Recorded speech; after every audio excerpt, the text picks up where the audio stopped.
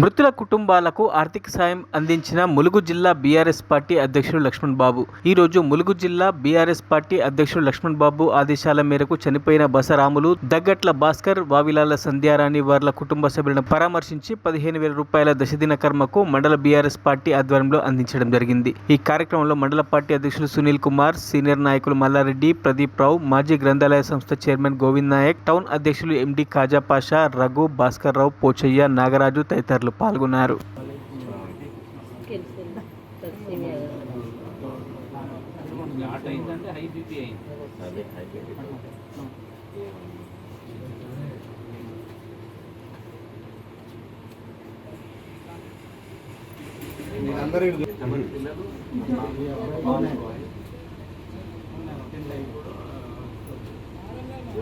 మరిన్ని అప్డేట్స్ కోసం మా ఛానల్ని సబ్స్క్రైబ్ చేయండి.